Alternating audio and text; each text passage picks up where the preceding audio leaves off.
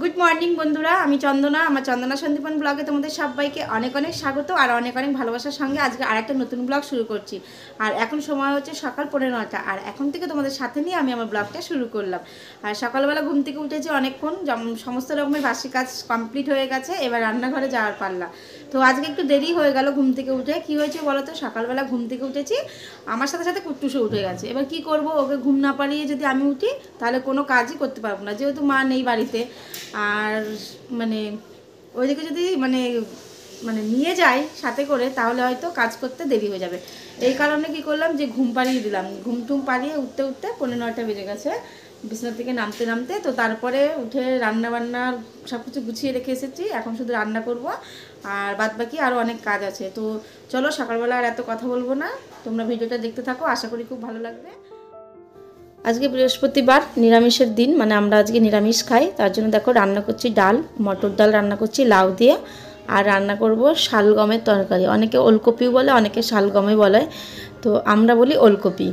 আর এই যে দেখো ওলকপি আর আলুটা আগে ভাজা ভাজা করে নিচ্ছি একটু ভালো করে। আলুটা আগে একটু বেশি লাল লাল করে ভেজেছি, তারপরে ওলকপিটা দিলাম। ওলকপিটা আগে থেকে সেদ্ধ করা ছিল। এর মধ্যে এখন নুন, হলুদ আর জিরের গুঁড়ো, মানে জিরের শিলনোড়ায় বাটা আর কি, তো বাটা দিলাম। আর এর মধ্যে একটুখানি আদা দিয়েছি সামান্য, নিরামিষ করে রান্না করব। নিরামিষ তরকারিতে একটু আদা দিলে খেতে টেস্টটা একটু দ্বিগুণ হয়ে যায়। তো সব কিছু হয়ে গেছে সাতলানো, মানে কষানো, আর তারপরে দিয়ে দিলাম জল। এবার তরকারিটা একটু মাখা মাখা করার জন্য ওয়েট করব যতক্ষণ না মাখা মাখা হবে। তো ফাইনালি আমার তরকারিটা রেডি হয়ে গেছে। এর মধ্যে একটু সামান্য পরিমাণ গরম মশলা দিয়ে আমি তরকারিটা নামিয়ে ফেলবো।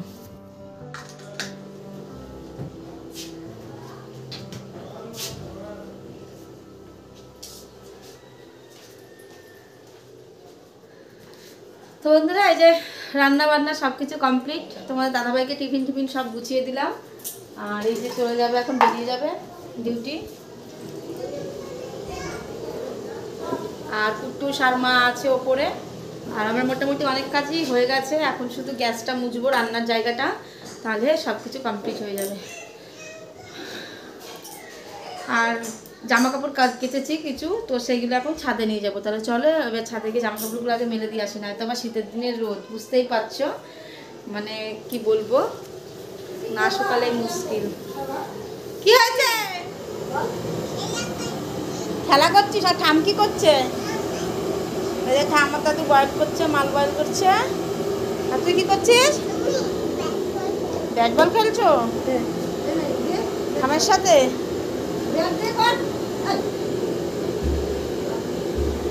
ওরা খেলা করুক, যা করে করুক। চলো, এই যে জামা কাপড় নিয়ে নিয়েছি, আমি এখন ছাদে যাই।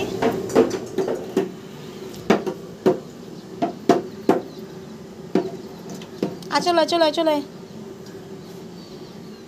এই যে ছাদে আসলাম, আর ছাদে এসে যে দেখানো যাচ্ছে না, একদম ভীষণ রোদ। কি করছিস? ব্যাট বল ব্যাট বল খেলছো? খেলো, মারো। ওরে বাবা, তুমি তো খুব সুন্দর পারো। দেখো ব্যাট বল মারতে মারতে শুয়েই পড়ছে। তো ওর মতো কাজ করুক, মানে আর কি ওর মতো খেলা করুক, আমি আমার মতো কাজ টাজ করি, নয়তো আমার অনেক দেরি হয়ে যাবে। ওইদিকে আজকে আবার বৃহস্পতিবার, মা পুজো টুজো দেবে। মায়ের মনে হয় বয়েল করা কমপ্লিট হয়ে গেল, আর বেশিক্ষণ লাগবে না।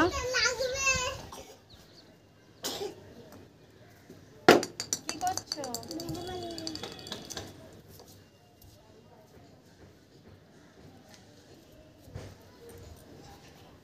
তো বন্ধুরা, এই যে হয়ে গেছে জামা কাপড় মেলা। বেশি তো ছিল না, অল্প কটা জামা কাপড় ছিল, তো মেলা হয়ে গেল। আর বেড কাভার একটা ভেজানো আছে, ওটা যখন দুপুরবেলা স্নান করব তখন কেচে দেবো। ভাবলাম যে এখন কাচবো না, কারণ ওটা একটু আগেই ভিজালাম, গরম জল করে ভিজিয়েছি। বেড কাভারটা বেশিরভাগই গরম জল করে ভিজাই, তাই ভাবলাম থাক একটু ভেজানো, পরে কেচে দেবো। তো যাই হোক, এবার নিচে যাই, নয়তো এবার সত্যি সত্যি অনেক দেরি হয়ে যাবে। কি করছিস? ও ঠামের সাথে কথা বলছে, ওর মেজে ঠামের সাথে, না ছোট ঠামের সাথে কথা বলছে এই ছাদ দিয়ে। দেখো, আয় বাবাই কুট্টুস, চলো। ও শুধু ব্যাট বল খেলবে। থাকবা তুমি? আসো, মা থাক, আমি নিচে যাই। বলে কি?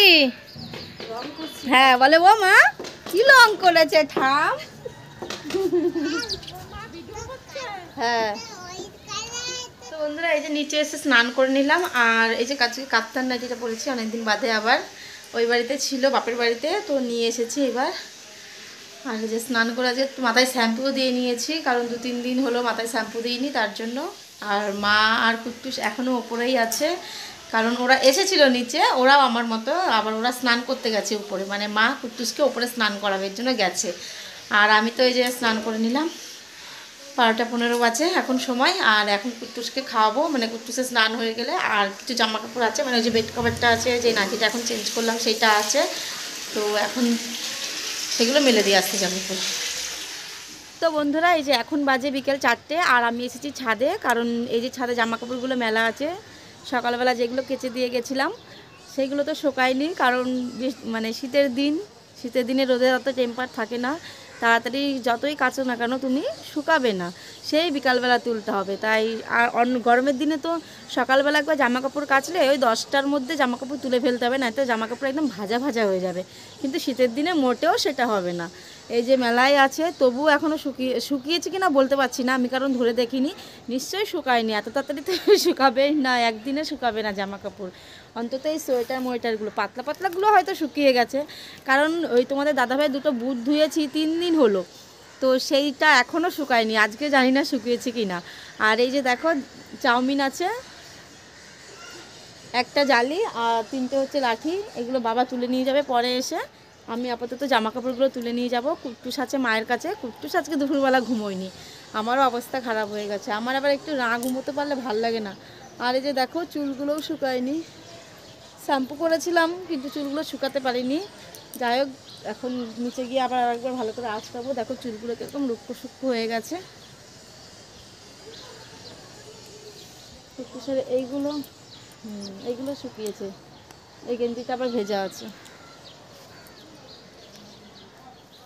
নিয়ে যাই নিচে, ওই নিচে গিয়ে মেলে দেবো সব কিছু একসাথে, এগুলো পড়ে যাচ্ছে, এক হাত দিয়ে তোলা তো। যাই হোক বন্ধুরা, তাহলে আজকে ভিডিওটাও এখানে শেষ করি। দেখা হবে একটা নেক্সট ভিডিওর সাথে। সবাই ভালো থেকো, সুস্থ থেকো, সাবধানে থেকো। চলো টাটা।